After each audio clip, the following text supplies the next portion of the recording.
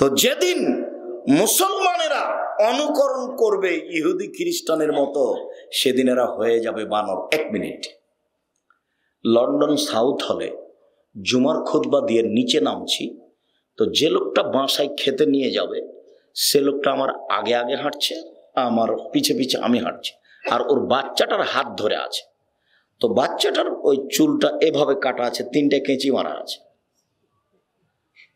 তো আমি মনে করছি, আমি এটা তো কোনোদিন খেয়াল করিনি, আমি মনে করছি ছেলের মা মনে হয় চুল ছাড়তে ভালো করে জানে না, ওই বাচ্চা চুল ছেঁটে দিয়েছিল, তাই এমন হয়ে গেছে। তো আমার ধারণা আবার আব্দুল্লাহর ছেলে যেটা মোহাম্মদ, ও আব্দুল্লাহর মা ছাড়া চুল ছেঁটে নেবে না। যদি নাপিতের কাছে নিয়ে যায়, না না না আমার দাদি চুল ছাড়বে, আমার দাদি চুল ছেঁটে দেবো, আমার দাদি, ও খুব চিল্লাচিল্লি করে, ওর দাদিকে ওর মাথার চুল ছেঁটে দিতে হবে।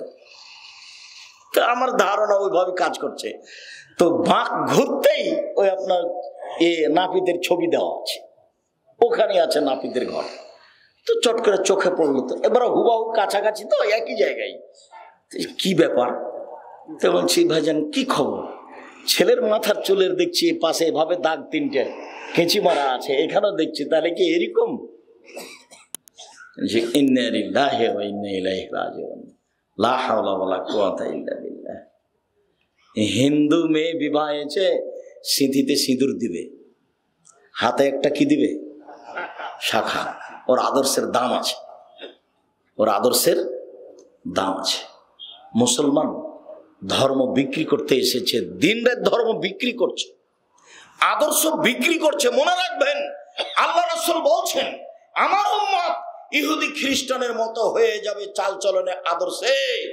ডান হাতের বিঘত যেমন বাম হাতের সমান, ডান পায়ের জুতা যেমন বাম পায়ের সমান, এইটা যেমন সমান সমান, আমার উম্মত নোংরামিতে, ন্যাক্কারজনক কর্মে, চাল চলনে, আদর্শে ওদের মতো হয়ে যাবে সমান সমান। আবার বলছেন, ওরা যদি মায়ের সাথে জেনা করে থাকে, আমার উম্মত মায়ের সাথে জেনা করবে। কৃষ্টি কালচারে তাদের সাথে এত মিশে যাবে। খেলছে ব্রাজিলের ছেলে আর খেলা হচ্ছে কাতারে, অবাক কথা। আব্দুল্লাহর বক্তব্য শোনেন, তাহলে বোঝা যাবে কেন সে দেশব্যাপী বক্তব্য চালু করবে, তার কি স্বাদ। সে দেশ ঘুরে এসে, বিভিন্ন দেশ ঘুরে এসে যে বুঝেছে যে ইহুদি খ্রিস্টান বুদ্ধি ও বিদ্যা বিক্রি করে খায়, বুদ্ধি ও বিদ্যা বিক্রি করে খায়। যদি নিজেকে বাঁচাতে হয় তাহলে সূচনা থেকেই শুরু করতে হবে, আদর্শ সূচনা থেকেই দিতে হবে। তাই দেশব্যাপী বক্তব্য চালু করার পিছনে নেমেছে, নিজে বই পুস্তক লিখেছে, বই পুস্তক ছাপিয়েছে, নিজে সিলেবাস তৈরি করেছে, নিজে মসজিদে যাচ্ছে, নিজ খরচে যাওয়ার চেষ্টা করছে। ইতিমধ্যে 350-400 বক্তব্য চালু করেছে। যেদিন ঢাকায় নামবে সেদিন ঢাকা, মানিকগঞ্জ, মুন্সিগঞ্জ, নরসিংদী, নারায়ণগঞ্জ, গাজীপুর, এই কয়েকটা ডিস্ট্রিক্টের সমন্বয়ে ঢাকায় থাকবে। এখন উত্তরবঙ্গে আছে। আসরের পরে, মাগরিবের পরে, এশার পরে, সকাল 10টায় মসজিদে মসজিদে প্রোগ্রাম করছে সব সময়। সে যে নিজে মানুষের দরজায় দরজায় গিয়ে মক্তব চালু করবে, এবং মক্তবের ইমামদের প্রশিক্ষণের ব্যবস্থা ফ্রি যাবে, জামিয়া সালাফের খরচে যাবে, জামিয়া সালাফের খরচে আসবে, জামিয়া সালাফের বোর্ডিংয়ে খাবে, আর জামিয়া সালাফের শিক্ষক তাকে প্রশিক্ষণ দিবে। এইটা হলো আপনাদের জামিয়া সালাফিয়া। আপনি মনে করিয়েন না যে জামিয়া সালাফি একটা মাদ্রাসা, এটা আপনি ভাবিয়েন না, ভুল হবে। 410 জন এতিম আছে, ভালো মানের পত্রিকা আছে, গবেষণাগার আছে, কিশলাই পত্রিকা আছে, দেওয়ালিকা আছে, প্রেস আছে, পরিকল্পনা আছে, দেশ জুড়ে মসজিদ ভিত্তিক কার্যক্রম এবং দাওয়াতি প্রোগ্রাম আছে, অনেক দায়ী আছে। সারা দেশের মসজিদের ইমাম ধারাবাহিকভাবে জামিয়া সালাফিয়ায় যাবে, 20 দিন, 25 দিন, 10 দিন, 15 দিন থাকবে, খাবে ফ্রি। আবার বাড়ি ফিরে আসার সময়তে এক বোঝা বই তাকে ফিরিয়ে দেওয়া হবে, সেটা হলো জামিয়া সালাফি। আজকে বই দেখতে পাচ্ছি না, মক্তবের যেটা কায়দা, এটা হলো বইয়ের নাম আপাতত আদর্শ শিক্ষা, মক্তবের বই ফিকহ সালাফ। এটা আংশিকভাবে দেওয়া হবে, সেগুলো সব রেডি করা হয়ে গেছে, সিলেবাস তৈরি করা হয়েছে, বই পুস্তক ছাপানো হয়েছে, ট্রেনিং চলছে। মক্তবের শিক্ষকদের প্রশিক্ষণ, যাতায়াত ফ্রি আছে, খাওয়া ফ্রি আছে, কিছু বেতনও আছে যখন মক্তব চালাবে তখন। সব জিম্মেদারি আপনাদের, আপনাদের মানে জামিয়া সালাফের।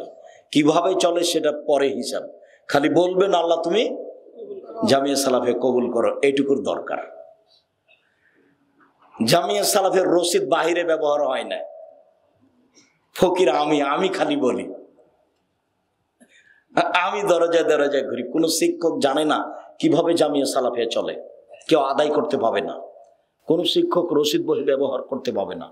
বেতন পাবে 25 তারিখ থেকে না 30 তারিখের মধ্যে, 25 তারিখ থেকে 1 তারিখের মধ্যে তার বেতন হবে ইনশাআল্লাহ, কোনো সমস্যা নেই। এটা আপনাদের জামিয়া সালাফের এগুলি বৈশিষ্ট্য। সম্মানিত দিনী ভাই বোন, মানুষ হয়ে যাবে বানর, মানুষ হয়ে যাবে শোর। শোর হবে কেন? মনে রাখবেন, পৃথিবীতে একটাই প্রাণী আছে যার কোনো অনুভূতি নেই। অনুভূতিহীন প্রাণী হলো শোর, শুকুর। গরুর অনুভূতি আছে, এখানে ঘাস উঁচা হয়ে আছে, এই ঘাসে গরু যাবে না কেন? ওখানে গোবর আছে। বুঝাতে পারিনি কথা? এখানে গরু যাবে না, টেনে নিয়ে যেতে পারবে না, কেন? এখানে আর একটা গরু জবাই করা হয়েছে, তার মানে ওর অনুভূতি আছে। শুকুর এমন প্রাণী যার কোনো অনুভূতি নেই।